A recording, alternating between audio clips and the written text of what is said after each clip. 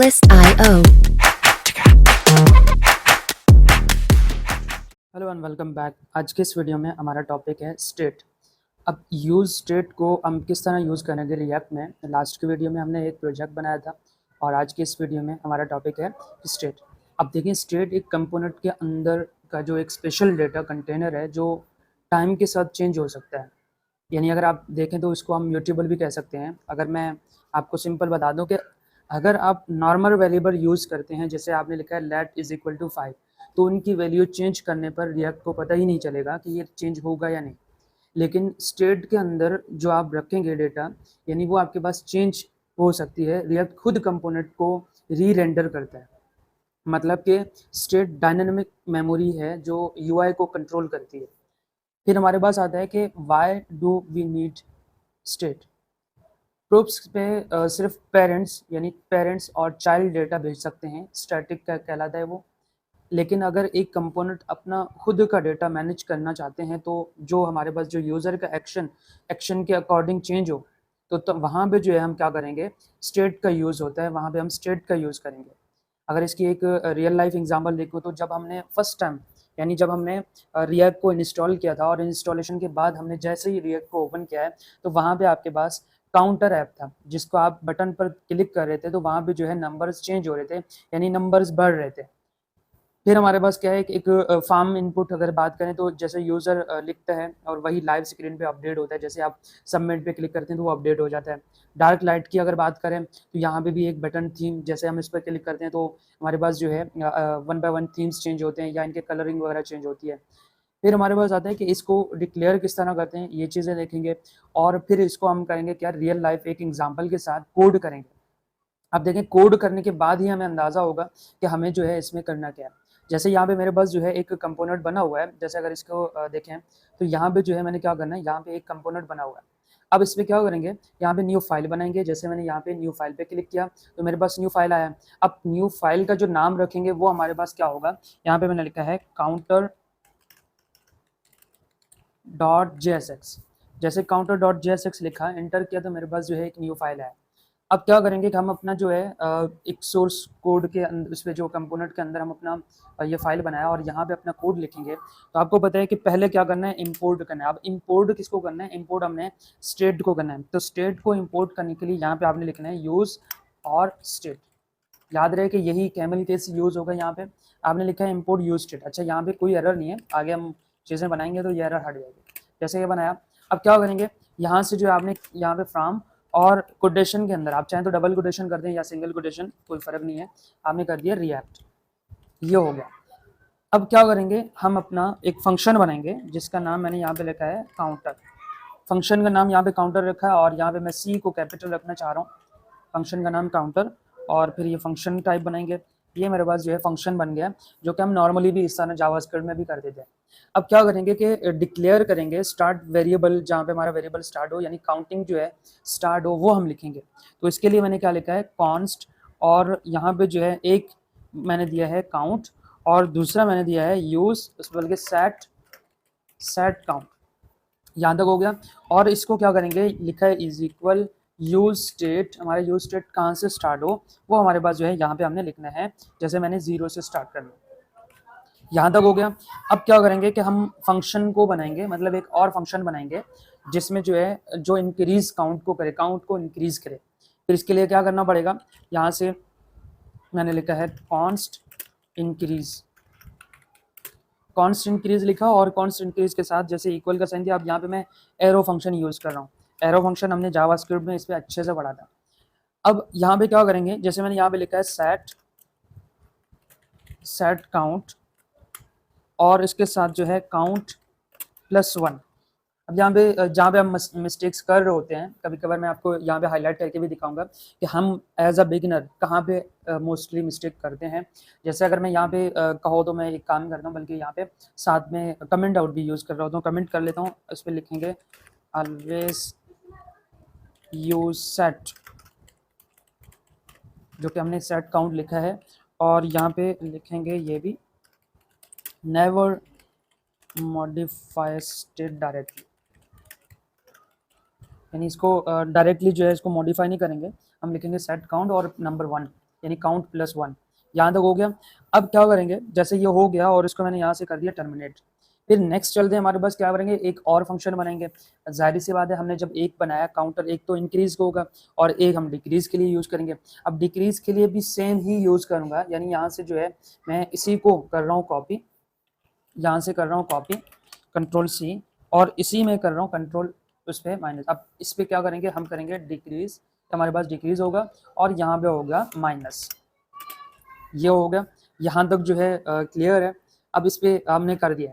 फिर हमारे पास क्या है कि जैसे हमने ये बनाया, अब नेक्स्ट हमारा क्या है कि हम रीसेट काउंट करेंगे। यानी इसको जब हम काउंटिंग करें तब तो सही है, लेकिन जब हमें रीसेट करना हो तो तब हम क्या करेंगे। फिर हमारे पास क्या है कि अच्छा, यहाँ पे आप चाहें तो उसको कमेंट आउट यूज़ करें कि इसमें लिखें इंक्रीज और डिक्रीज का। यहाँ पे मुझे क्या करना है, मैं कमेंट यूज़ करूँगा फंक्शन टू रीसेट काउंट, और यहाँ पे मैंने क्या कॉन्स्ट और रीसेट्स नाम दिया और इक्वल का साइन दिया। यहाँ पे इसको भी हम कॉपी कर सकते थे, ये बन गया, और सेट काउंट। अब देखिए सेट काउंट के बाद क्या करना है, यहाँ से मैंने दिया 0, क्योंकि जब भी मैं इसको रीसेट करूँ तो मेरे पास जो है ये फंक्शन 0 पे आ जाए। और फिर मैंने यहाँ पे कर दिया इसको टर्मिनेट। यहाँ तक जो हमारा जो उसमें था, यानी हमारे जिसमें 3 फंक्शन थे वो हमने बना लिया। एक जगह पे हमने इंक्रीज किया, एक जगह पे हमने डिक्रीज किया और एक जगह पे हमने रीसेट किया। अब हम यहाँ पे यूज़ करेंगे जो नॉर्मली हम बनाते थे, रिटर्न। और रिटर्न के अंदर हमने क्या करना है, चाहे तो डिव दे दें और या जो फ्रेगमेंट है वो भी यूज़ कर सकते हैं। यहाँ पे पहले स्टाइलिंग दे देते हैं, स्टाइलिंग के साथ टैक्स लाइन। आप चाहें तो टेलवेंट सीएसएस भी यूज़ कर सकते हैं, लेकिन ये बिगनर्स के लिए कन्फ्यूजन होगी, इसलिए जो है मैं टेलवेंट सीएसएस यहाँ भी यूज़ नहीं कर रहा, डायरेक्ट जो है नॉर्मल सीएसएस यूज़ करूँगा। यहाँ पे लिखा है ये हमारे पास सेंटर हो और इसकी जो मार्जिन टॉप है उसको रखेंगे 50 पिक्सल। यहाँ तक हो गया। अब इसको मैंने यहाँ से क्लोज भी करना है, जहाँ पे हमने ओपन किया था इसी को हमने क्लोज भी करना है। यहाँ तक हो गया। अब क्या करेंगे कि हम स्टेट को डायरेक्टली रेंडर करने की कोशिश करेंगे। यहाँ से H1 लिखा और H1 के अंदर मैंने क्या करना है, काउंटर लिखा, और काउंटर के साथ यहाँ से मैं करूँगा काउंटर। आई होप कि यहाँ तक तो आपको समझ आ गया होगा। अच्छा, यहाँ से जो है जो काउंटर लिखा हुआ है वो कैपिटल में होगा। अब हमारे पास सही है, यहाँ तक हमारा ये काम कंप्लीट हो गया। अच्छा, यहाँ से काउंटर नहीं बल्कि हमारे पास काउंट होगा, ये हो गया। अब इसमें क्या करेंगे, नेक्स्ट हम क्या करेंगे कि बटन्स बनाएंगे डिफरेंट एक्शंस के लिए। यानी हमने 3 जो बटन पे बनाए थे, फंक्शन बनाए थे, तो यहाँ पे हम बटन भी बनाएंगे। अब बटन बनाने के लिए क्या करना पड़ेगा, सिंपली हमने HTML जैसे हम यूज़ कर रहे होते हैं इसी तरह। अच्छा, यहाँ पे एक चीज़ और भी है कि ये जो है इस तरह लिखा जाएगा, यानी ऑन क्लिक यूज़ होगा। जावास्क्रिप्ट में ऐसा नहीं था, यहाँ पे जो है हमने ऑन तो ऑन लिखना, जो सी है वो कैपिटल में रखेंगे। और फिर यहाँ से मैंने यहाँ एक का नाम दिया इंक्रीज, और फिर इस इंक्रीज को करना है क्लोज, और यहाँ पे बटन का नाम लिखेंगे इंक्रीज। अब इसी बटन को सेकंड टाइम मुझे दोबारा बनाना है, मैं चाहूँ तो इसको कॉपी पेस्ट भी कर सकता हूँ, लेकिन लिखना ही आसान है ताकि हमें कन्फ्यूजन ना हो। इंक्रीज लिखा और एक जो है आपके पास डिक्रीज लिखा है, डिक्रीज, और फिर इस डिक्रीज को क्लोज, यहाँ पे भी लिखेंगे डिक्रीज। यहाँ तक हो गया। अब थर्ड बटन बनाना है, थर्ड बटन हमारा होगा रिसेंट का, जो कि हम इसको क्लिक करेंगे तो वो हमारे पास क्या हो जाए, रिसेंट पे यानी वापसी 0 से स्टार्ट हो, ये हमारे पास होगा रीसेट। और ये क्लोज किया और यहाँ पे कहेंगे रीसेट। यहाँ तक जो है अगर कोई कन्फ्यूजन हो तो आप कमेंट बॉक्स में मुझसे पूछ सकते हैं। सिंपली मैंने क्या किया है, अगर मैं कंट्रोल माइनस करके आपको ये चीज़ दिखा दूँ। अच्छा, ये चीज़ जो है मैं इसलिए यहाँ पे यानी ये फोल्डर स्ट्रक्चर इसलिए क्लोज नहीं कर रहा ताकि आप लोगों को कन्फ्यूजन ना हो, पता हो कि यहाँ पे एक ही फोल्डर पे काम कर रहा है। मोस्टली यूट्यूबर क्या करते हैं कि इसमें जो है कभी ऐप में जाते हैं, कभी जो है इंडेक्स में जा रहे होते हैं, कभी मेन पे जा रहे होते हैं, और कभी काउंटर यानी इस कंपोनेंट पे जाते हैं। तो यहाँ पे जो है बिगनर्स के लिए कन्फ्यूजन होती है, इस वजह से मैंने क्या किया है, सिंपली पहले एक में कोड किया, 1 बाय 1 दोबारा अगेन समझा रहा हूँ ताकि हम इसको कंक्लूजन करें। लास्ट में मैंने क्या किया, अभी तक जो है इसको एक्सपोर्ट नहीं किया। मैंने लास्ट यही कहा था कि हम अक्सर जो है गलती करते हैं, अभी मैं गलती करने वाला था, अभी मुझे जहन में आया। यहाँ पे डिफ़ॉल्ट इसको करना है, एक्सपोर्ट यहाँ पे करेंगे डिफ़ॉल्ट, और डिफ़ॉल्ट किसको करेंगे, काउंटर को। यानी इसको एक्सपोर्ट करने के लिए यहाँ पे मैंने यूज़ किया, काउंटर हो गया। और अब एक बार अपने फाइल को देखेंगे, देखें हमने क्या किया, पहले एक इंपोर्ट यूज स्टेट किया फ्रॉम रिएक्ट फंक्शन काउंटर, और फिर हमने क्या किया कि सेट काउंट किया और फिर इसका यूज स्टेट यानी हमने इनिशियलाइज किया 0 से और एक फंक्शन बनाया। लेकिन ये अलग फंक्शन है, ये यहाँ से लेकर यहाँ तक एक फंक्शन है और फिर यहाँ से लेकर ये फंक्शन इंक्रीज बना दिया और यहाँ पे जो हमने प्लस का कर दिया तो ये माइनस कर दिया, सिंपल। और यहाँ पे जो हमने क्या कर दिया, जब हम इस बटन पे क्लिक करेंगे तो ये रिसेंट 0 हो जाए। ये ऊपर वाले 2 हो गए फंक्शंस। फिर आ गए यहाँ पे हमने क्या किया, CSS स्टाइलिंग की है उसकी और फिर हमने नॉर्मली क्या किया, इस पर स्टेट ऐड किया। यानी यहाँ पे हम लिख भी सकते हैं कि स्टेट को डायरेक्टली हमने रेंडर करना होता है तो यहाँ पे हम करेंगे। अगर आप चाहें तो इसको कमेंट आउट भी दे दें। ये कमेंट इसलिए मैं यूज़ कर रहा होता हूँ ताकि हमारे पास जो है जब भी दोबारा हम अपने फंक्शन कोड को देखें हमारे लिए आसान हो जाए। यानी मैंने लिखा है स्टेट, अच्छा यहाँ पे कमेंट क्यों नहीं आ रहा, कमेंट आई डोंट नो क्यों नहीं आ रहा। अच्छा कमेंट इसको इस तरह करेंगे क्योंकि ये इसके अंदर जो है इस तरह होता है, ये बना है। अब ये कमेंट लिखेंगे, क्या लिखेंगे इस पर, स्टेट को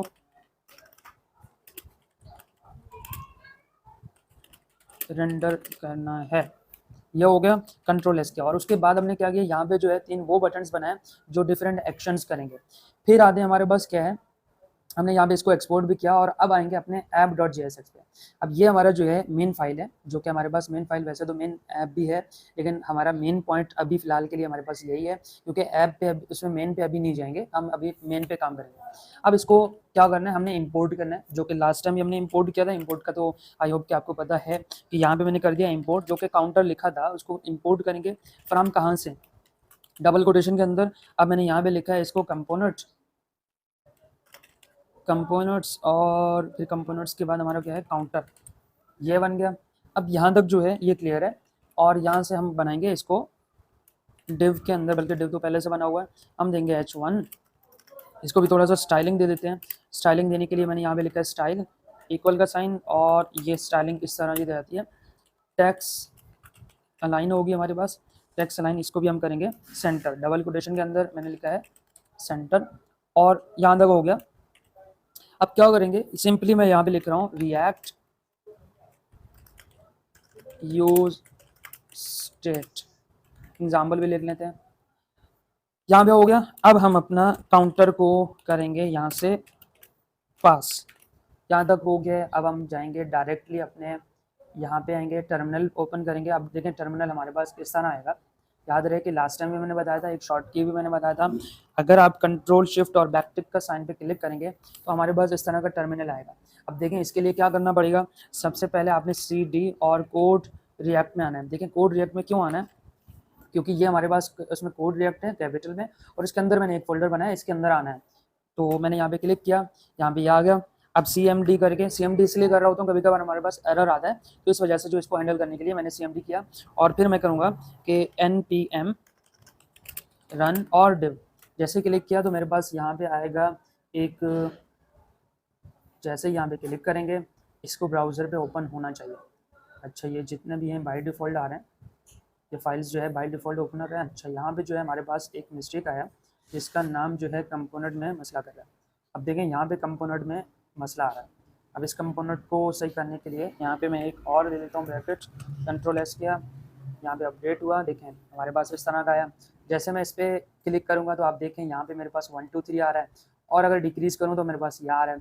अब जितने भी आप नंबर्स प्लस काउंट करोगे ये काम होता है स्टेट का। अगर मैं इसको रीसेट पे क्लिक करूँ तो देखें 0 आ रहा है। ये इसका मतलब है कि हमारे जितने भी हैं, यानी ये दोनों जो है हमारे पास काम कर रहे हैं। हम इसको जितना भी क्लिक करें तो ये आ जाएंगे। अब देखें इसकी अगर मैं कंक्लूजन करूँ, कंक्लूजन करने से पहले ये बता दूं कि हम जो है स्टेट क्यों यूज़ करते हैं। अभी फ़िलहाल जो है मैं क्या करता हूँ कि जितने भी हमारे पास छोटे छोटे टूल्स हैं उनको कवर करके, यानी छोटे छोटे टॉपिक्स हैं उनको कवर करने के बाद फिर मैं रियल लाइफ प्रोजेक्ट्स बनाना साथ साथ स्टार्ट करूँगा। इससे ऑलरेडी 2 से 3 प्रोजेक्ट मैंने मिनी प्रोजेक्ट बनाए हैं, लेकिन हम जो है एक बड़े बड़े प्रोजेक्ट्स जब बनाएंगे तो तब हम इनको ज़्यादातर यूज़ करेंगे। अब देखें इस पर क्या कर रहे हैं कि जब हम एक बटन पे क्लिक कर रहे हैं तो यहाँ पे स्टेट चेंज हो रहा है, यहाँ पे इस नंबर को बोलते हैं स्टेट, और जब हम इसको क्लिक करें तो ये चेंज हो रहा है और इसी को बोलते हैं स्टेट। यहाँ पे क्या है, तो जब हम इवन लिसनर पे काम करते थे जावास्क्रिप्ट में, जब यहाँ पे हम क्लिक करते थे तो तब वहाँ पे चेंजिंग आ रही थी। सेम इसी तरह यहाँ पे इस तरह कर रहा है, लेकिन इवन लिसनर और स्टेट में फ़र्क है। अब ये नहीं है कि आप दोनों को सेम समझ लें, लेकिन फ़र्क है।